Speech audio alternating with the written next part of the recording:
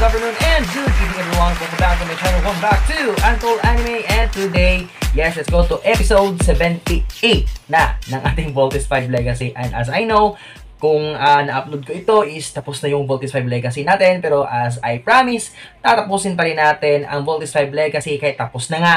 Okay, bibigyan ko pa rin yan ng reviews and reaction ko about dito. Okay, so nagsimula tayo sa episode 78 ng si Judy o si Judala ay kasapi na ng Bosanian Rebel Camp at kwento niya ang mga nalaman niya about sa mga anak ni Rutger doon sa Camp Big Falcon. And then, napunta tayo ng si Sambojil ay kini-question na siya ng mga taga-Busan kung bakit hindi pa rin nasasakop ang Terra Air 2. Humihina na ba ang kanilang armada?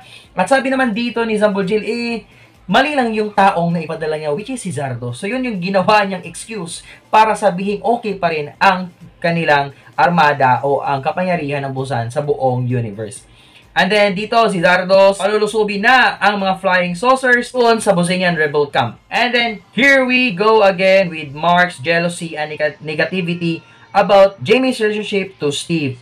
And then, nag-lunch na nga sina Steve, Jamie at Big Bird para hanapin ang Bosanian Rebel Camp kasi nga nung unang episode 77 natin is nasabi dito na nalaman na ng Camp Big Falcon kung saan ang Bosanian Rebel Camp pero hindi nga sumama dito si Mark natin. And then, ito na, pinakilala na ang bago nating Beast Fighter which is si Zunaizer at pinasugod ito agad-agad sa Camp Big Falcon.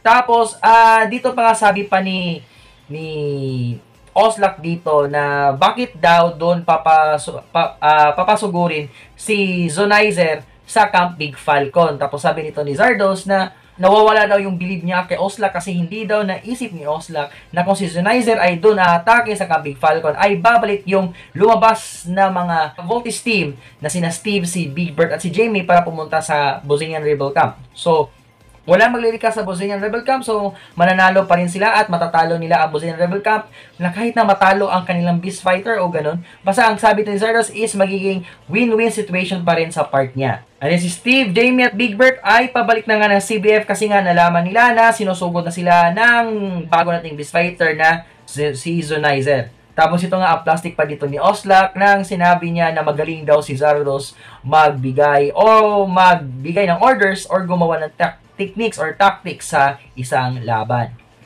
Tapos ito na, ang Bosanian Rebel Camp natin ay inatake na nga at sobrang defense mode na sila dito. Makikita natin na talagang busy sila makapag-defense kasi inatake na sila ng mga flying saucers ng mga Bosanians. And ang Voltes 5 team ay kakalabanin na dito si Zunaizer, ang ating Beast Fighter na Hydra o yung may 4 na ulo. So Hydra yung tawag sa kanya, but actually that is Zunaizer. Pero kasi nga halos kamukha nga siya ng isang Hydra. Then dito naman si Commander Gart ay nanghingi na ng tulong sa CBF kasi hindi na kaya ng mga Bosanian Rebels na protektahan ang kanilang kampo na sila lamang.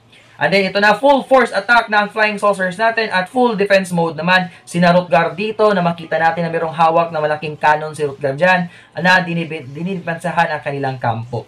At then ito na, si Baron Zander tumawag sa gitna ng laban ni Zardos at sabi dito, huling pagkakataon na daw ito para kay Zardos na ipakita na isa pa siyang epektibong prinsipe o tagapamuno ng isang armada para sakupin ang Terra Air 2. At then nakatanggap pa si Zardos sa maraming insulto dito galing kay Baron Zander.